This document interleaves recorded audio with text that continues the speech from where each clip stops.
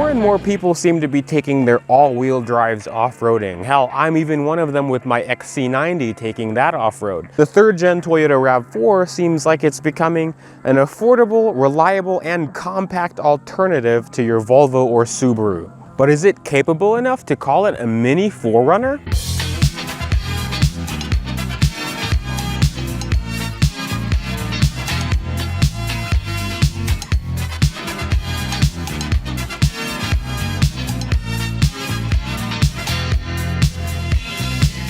This RAV4 in particular is my mom's. It's a 2009 RAV4 V6 Limited with 4-wheel drive, which is really all-wheel drive, and I'll explain that later.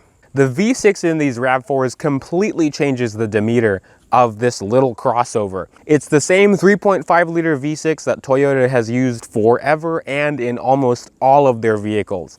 In this application, it makes 269 horsepower and 245 pound-feet of torque. You can get the V6 with front-wheel drive, which I do not advise because this has a lot of power, but this one has all-wheel drive. Just like everything else in its class, this is a unibody construction.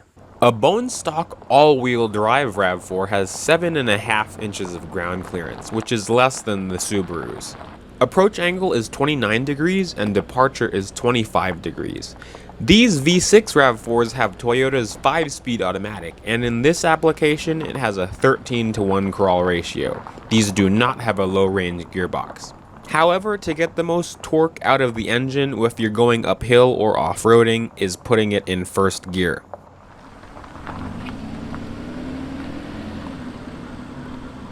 Since this is a crossover, there's not much to control in the all-wheel drive system. Toyota calls this 4-wheel drive system active torque control. During normal driving, the system tries to send as little power as possible to the rear wheels to act like a front-wheel drive to conserve fuel. Like most other proactive all-wheel drive systems, once the RAV4 detects any bit of slip, the car can send power to the rear wheels using an electronically controlled clutch pack. The only control that you do have with these is the lock button that's on the dash.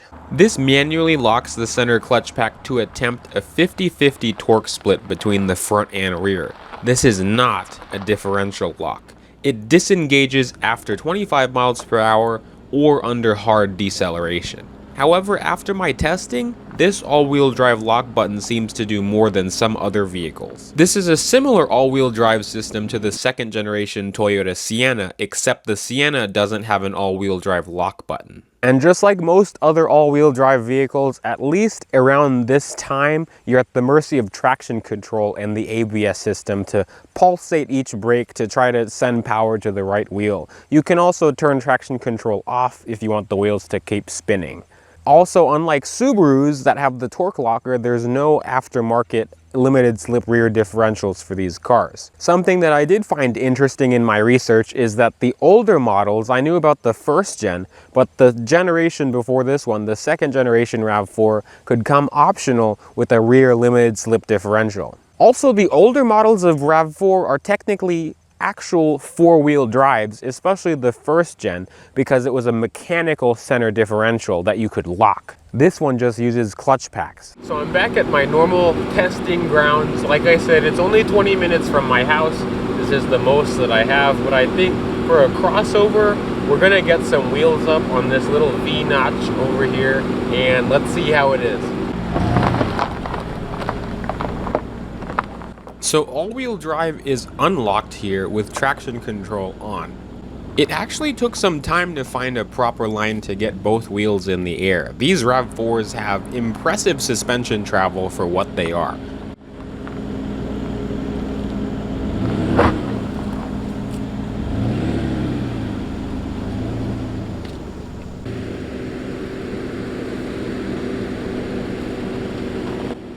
You can see how much power traction control takes away. It's supposed to use that braking force to send power to another wheel, but it doesn't, so it just restricts throttle response and keeps the wheels from spinning. Turning off VSC allowed more slip.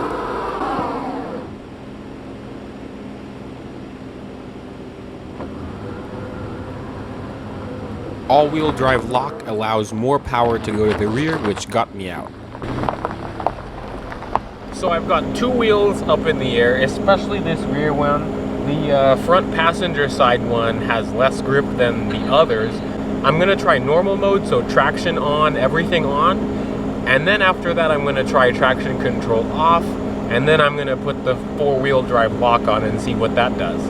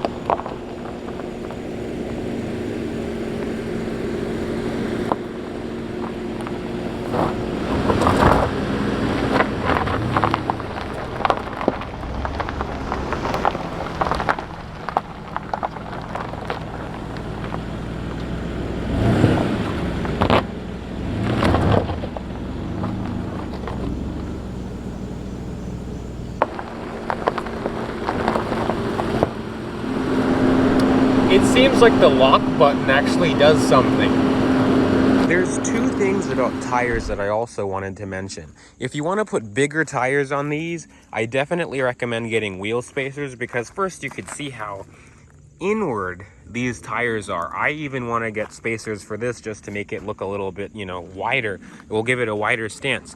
But the spring perches are not, well, they're pretty close to the tire. You could put probably about a 1/2 inch to 3/4 of an inch bigger diameter tire.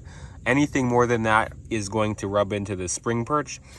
These tires, I will calculate what 225/65 R17 is, and I'll put that on the screen so you could see what the diameter is, and then you can pinpoint what size tire you'd like to go with. The other thing about tires for this is that these RAV4s have a full-size spare tire. I really appreciate that, because a lot of other crossovers in this class have donuts either underneath or inside. So a full-size spare is nice. The interior of these is not going to be like Lexus quality. Like, listen to the door, how it sounds. Oh, hang on. So the quality isn't the best, but these things will run forever, and everything looks nice. Like, this is soft touch, this is plastic, but for the price point of this car, it's not that bad at all. So this, let me start it up. Push button start, some luxury features. The interior of this is nice. All of these have this 3-spoke steering wheel. In the limited model like this, it's leather wrapped.